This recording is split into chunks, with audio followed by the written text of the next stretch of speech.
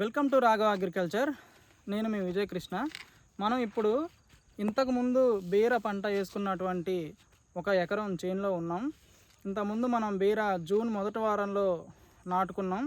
అది 45 రోజుల నుంచి కటింగ్ స్టార్ట్ అయ్యి దాదాపు ఇంకొక 40 రోజులు అంటే ఒక 85 రోజులు 90 రోజులు మనం అయితే పంటను తీసుకోవడం జరిగింది. మనం చేసినటువంటి సస్యరక్షణ చర్యల వల్ల సరైన దిగుబడి మనం అనుకున్న దిగుబడి తీయగలిగినాం. కానీ రేట్లు సరిగా అనుకూలించక మనం పెట్టిన పెట్టుబడి కూడా రాకుండా మనకి చాలా నష్టం అయితే జరిగింది.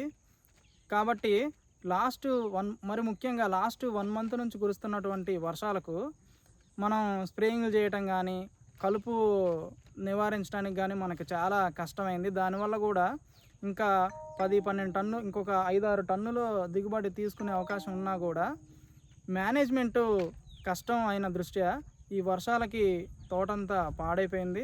కాబట్టి ఆ తోటనంతా ఇప్పుడు మనం తీసేసి కొత్తగా మళ్ళీ కర్రలు నాటుకునే అవసరం లేదు. కాబట్టి ఇంతకుముందు నాటుకున్నటువంటి కర్రల మీదనే ఈ కర్రలు మీరు గనక చూస్తే మనం ఈ కర్రలు నాటుకొని 3 నెలలు అవుతుంది.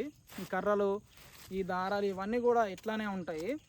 కాబట్టి మనం ఇప్పుడు పెద్దగా సగం పని మనకు తగ్గిపోతుంది. కాబట్టి మళ్ళీ మనం ఇంకో 2 పంటలు ఇంతకుముందు మనం వీడియోలో చెప్పుకున్నట్టు ఇదే కర్రలు, ఇదే మల్చింగ్ షీటు, ఇదే డ్రిప్ పైపులు మనం వాడి ఇంకా 2 పంటలు తీసుకునే అవకాశం అయితే మనకున్నది. దానిలో భాగంగానే ఈసారి మనం ఈస్ట్ వెస్ట్ కంపెనీలో పీహు F1 అనే వెరైటీ కాకర రకం మనం ఎంచుకోవడం జరిగింది. ఇది ఒక్క ప్యాకెట్ వచ్చి 50 గ్రాములు ఉంటుంది. ఈ 50 గ్రాములకు గాను మనకు 250 విత్తనాలు అయితే ఈ ప్యాకెట్లో ఉంటాయి. ఒక్క ప్యాకెట్ ధర 750 రూపాయలు అయితే పడింది మనకి. ఈ రకం ప్రత్యేకత ఏంటిదనంటే ఇది వైరస్ను తట్టుకొని మనకి దిగుబడి ఇచ్చే అవకాశం ఉందని చెప్పి కంపెనీ వాళ్ళు అయితే చెప్పారు. మనం ఇంతకుముందు మీరు అక్కడ చూసుకున్నట్టయితే అక్కడ ఒక ఎకరన్నర మనకు ఇంతకుముందు వేసినటువంటి కాకర ఉంది. అది రోషన్ వెరైటీ. అది సైజు కూడా కొంచెం లార్జ్ సైజు.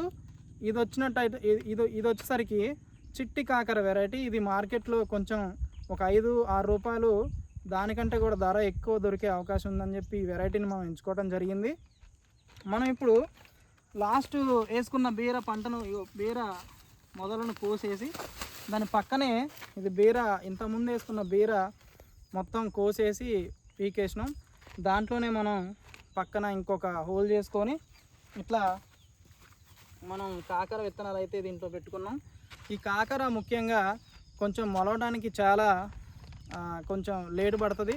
అన్ని కూరగాయల గింజలు అన్నిట్లలో కూడా కాకర మనకి మొలక శాతం కూడా కొంచెం తక్కువ ఉంటుంది. దాదాపు 100 గింజలు పెడితే మనకి 70 నుంచి 80 మాత్రమే మొలిచే అవకాశం ఉంది.